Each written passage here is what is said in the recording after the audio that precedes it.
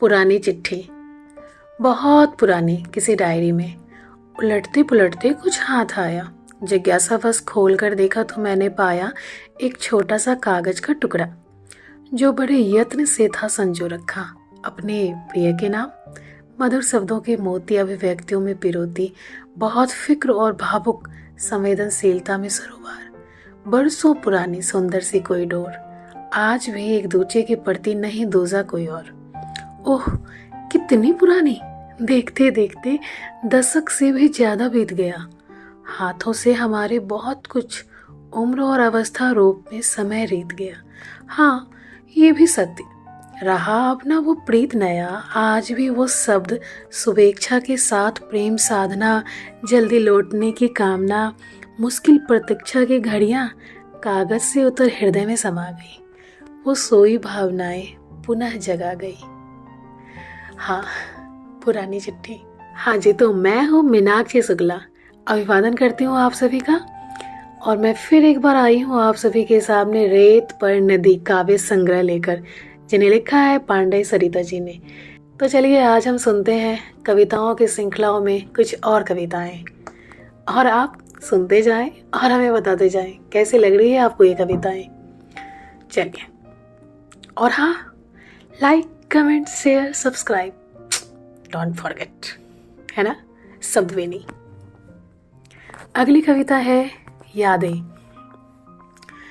दिन, महीने, साल की गणना का बोझ जब अंक गणितीय रूप में दिल दिमाग में पड़ते हैं तो प्राचीनतम गाथा से गजब एहसास उभरते हैं, वरना प्रत्येक भुलक्कर मन को संतावना प्रतीति भ्रामक होती है, मानो ये कल की ही बात है।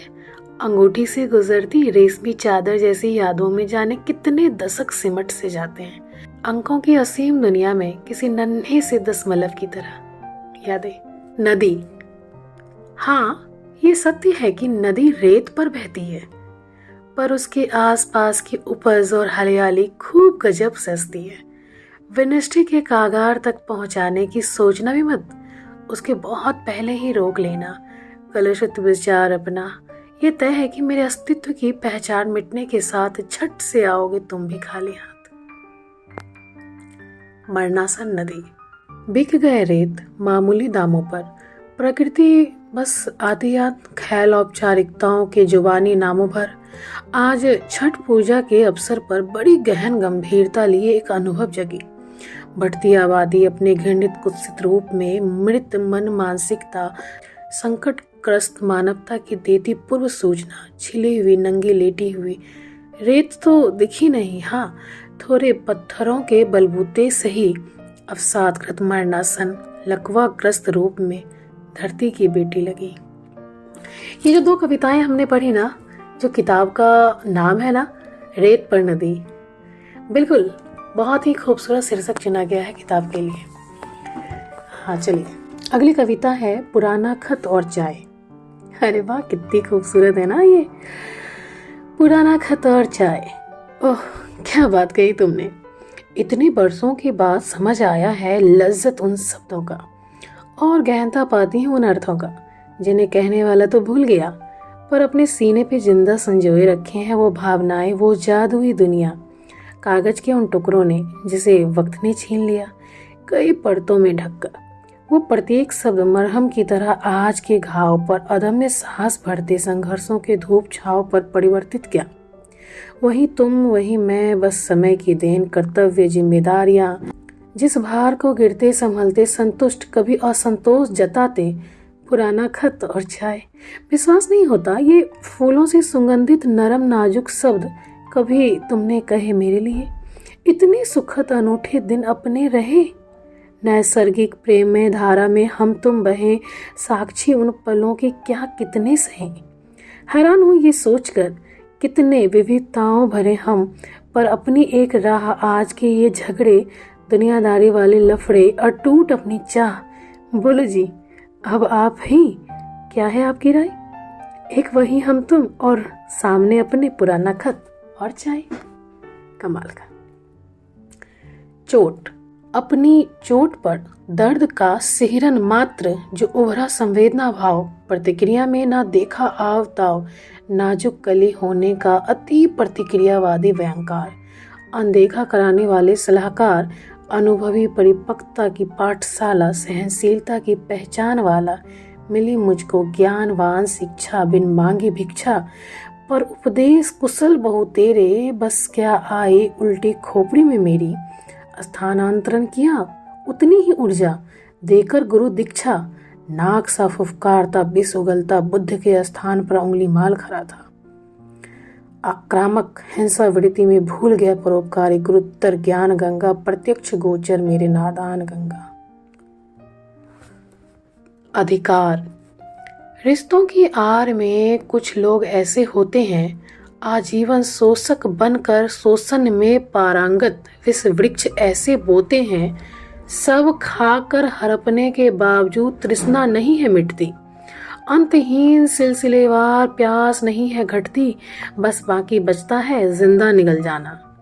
बस रहता तो नहीं चूकते, पंख नोच कर छील छाल कर चिकन मटन की तरह चबाना। गढ़ते रहते कहानियां हर झूठी जिद्दी भयंकर मनमानियों में कुछ भी कर गुजरने की खी झल्लाहट उभरती, असीमित सीमाओं पर दुष्टता की न्याय नैतिकता पछताती, मूर्खता पर अपने देख सच झूठ के बहाने बार बार अस्थिरताओं पर मुकरना, दुनिया पलट जाए पर इन्हें नहीं सुधरना। जितना बुनोगे शिद्दत से रिश्तों का ताना बाना, इनका प्रिय काम चिंदी बस उधेड़ना। बनकर के अमर बेल आश्रयदाता को चूस जाते, दुनिया समाज की सहानुभूतियां भी पाते, मात्र शिकायतों से भरे हुए बुरी नीयत की अरमान, मौका परस्त जाने कब ये ले जान। अधिकार प्रबल इतना स्वयं में शक्तिमान कि इनके निर्दयता पर अचंभित खुद भी भगवान। अन्नदाता। तुम ही हो उदारता के भंडार, करते धरती का श्रृंगार, भेजा है तुम्हें ईश्वर ने प्रतिनिधि बनाकर, तुम तब तक ही है संसार। सीमित संसाधनों में असीम ऊर्जा भरने वाले, अपनी श्रम साध्यता से बचपन यौवन बुढ़ापे की उम्र और अवस्था लुटाकर असंभव संभव करने वाले, तुम्हारी परिसर में शुभ गंध लिए अन्न का एक एक दाना और सुख शांति खुशहाली सबसे पहले इनके घर आना। देती हूँ आशीर्वाद तुम्हें, करती हूँ ये प्रार्थना, व्यर्थ कभी न जाए तुम्हारी साधना।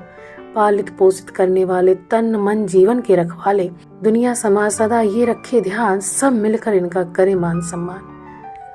अन्नदाता है तो अन्न है, जन जीवन भी प्रसन्न है, लिए जागृत जीवंत जीवन की संभावना, मातृ प्रतिबद्ध कृपा दृष्टि वाले, माँ धरती के योग्यतम संतान रूप में अपने रक्त सिंचित परिश्रम से भरते जीवन में उजाले।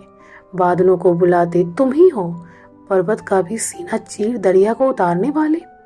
अभिमान।